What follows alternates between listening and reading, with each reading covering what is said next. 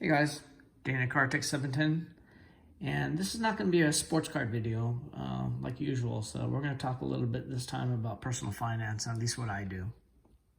So besides sports cards, I actually stack silver and precious metals. Stacking is a term that people that are into silver and gold use to basically amass or hoard precious metals. Gold is a precious metal, whereas silver, even though it's called a precious metal, it's more of an industrial metal, okay? What that means is it's used in industry. It's the best conductor of electricity. Every cell phone, computer circuit board, and now like even solar panels are lined with silver. It's described that gold is a hedge against inflation. This is a $10 gold coin that someone made independent, but it's 1926, and right here it says 10 US dollars. At one point, this was actually used as currency, or as in circulation. So they actually used this for equivalent of 10 bucks. It took me a long time to fully understand what they meant by it's not an investment. It's just a hedge against inflation.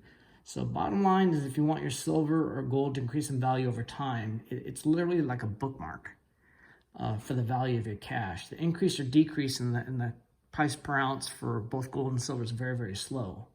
You're not going to get a 5-bagger, meaning like you're not going to buy a coin that multiplies five times the price per ounce of silver. So this is 1 troy ounce of silver. This is actually bullion, not necessarily a coin that was in circulation, but it says $1, but it's literally 1 ounce of 99% troy silver.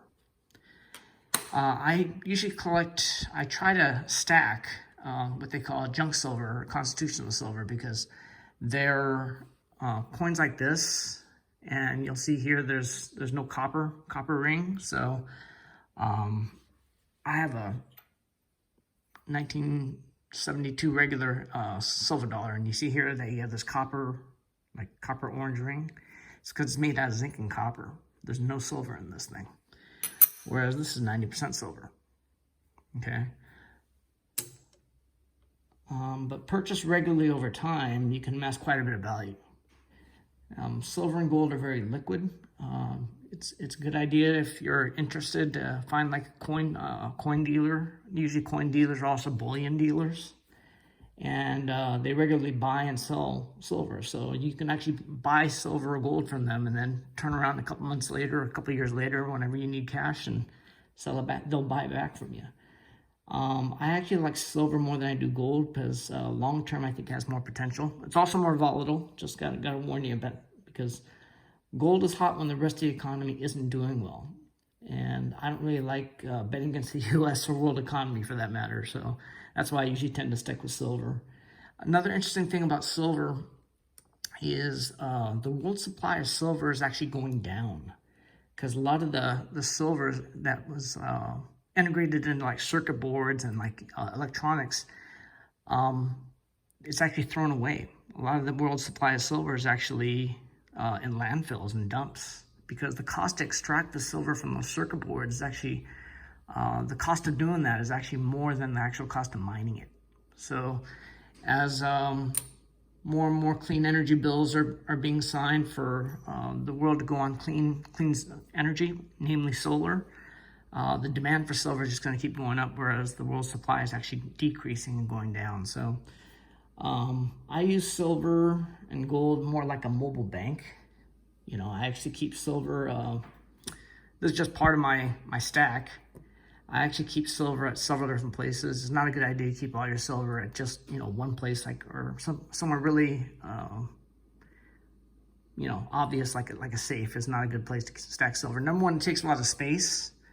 Second is, because there is value here, it's almost like it's a good idea to kind of spread your stack around to several different places, like whether, even if you bury it in the backyard or keep it at a friend's house or relative's house. I tend to basically, not just keep it out all in one place. So the cycle that I use is kind of interesting. Is every paycheck, like today being a payday, I get out cash from my bank account, and I usually go to the coin and silver dealer, and I usually pick up $10 face value, meaning $10 worth of 90% silver. This year, these little stacks of $half are actually $10. So I'll pick up another one of these, and usually what I do is I'm just trying to fill up this little treasure chest here. This is already 10 pounds of 10 pounds of silver. So like I said, every paycheck I average about $10 face value, and I've been doing this for years. So at a certain point, you don't really worry so much about the cost of silver per ounce every single day. You don't watch it like you do stocks or things like that. You're more interested about the weight. So with me, it's all about, it's all about the weight. I do look through the coins that I buy, and I use a coin guide. This is the Red Book, which is like the coin Bible. And I just look for key dates. Usually I don't find anything, but on occasion you do luck out. So I have found certain key dates of coins where the circulation is really low, and collectors actually really go for that kind of stuff. That's basically, why I stack silver. It's a good idea to kind of diversify your portfolio. Don't just keep everything in a savings account. Like what I do is I go from cash to metals, and then basically inevitably I buy cards. This is, like I said, this isn't really a stacking video per se. It's merely what I do to get free-flowing cash year-round to ultimately buy more cards, which is what I really want to end up buying. So, but this is how I'm able to buy kind of high-end cards where the sports market is hot, or like we're in a down market like we are now. Like I just bought a LeBron James Topps Chrome rookie, and I liquidated a lot of the gold that I had, because gold is much more valuable. And like I said, whenever I need cash, I just go to my coin dealer and I bring a certain amount of silver or gold, and I walk out. It gives me a fair price, what they call the market price, and I walk out of there with enough cash to be able to buy whatever high-end card I have my mind on.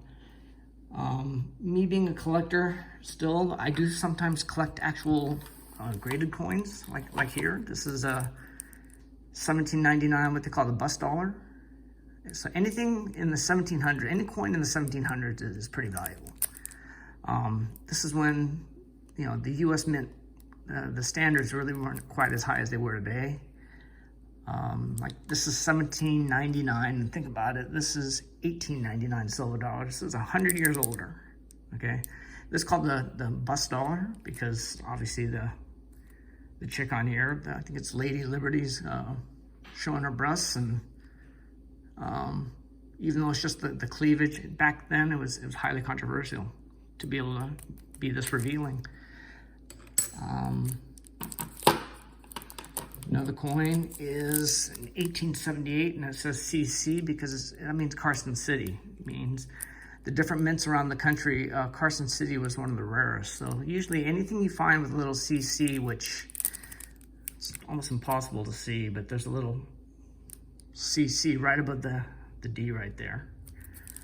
Any coin that's labeled Carson City is actually pretty valuable.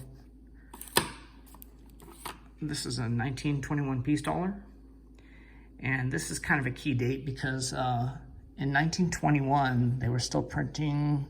Let me see if I have one. They were still printing dollars out of the. Yeah, here's one. They were still printing Morgan dollars, which is like this. This is a, this is a piece dollar. They're both labeled 1921, but these were actually released in December, so the mintage really isn't that high. The print run, or the mint run, isn't very high relative to this.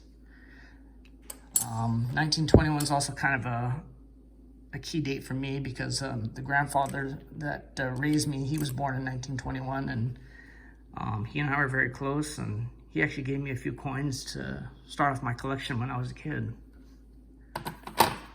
Like I said, collecting wise, I really don't collect much. I do sometimes get bullion, just because bullion is stuff like this where, You know, it's really shiny, untouched by human hands, and I keep them in protectors. And, you know, to me, it's like art.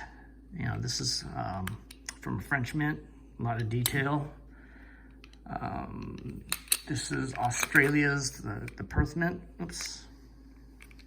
Yeah. This is a kookaburra, which is from the Perth mint in Australia. This is also 1 tri-ounce.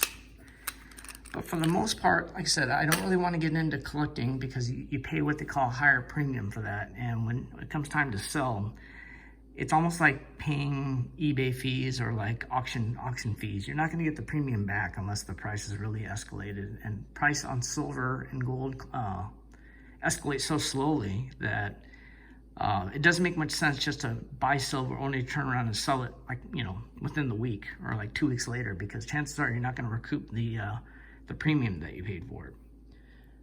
So that's kind of a little snapshot of how I'm able to get through this market downturn. Instead, I'm choosing to buy cards that, in my opinion, are on a dip.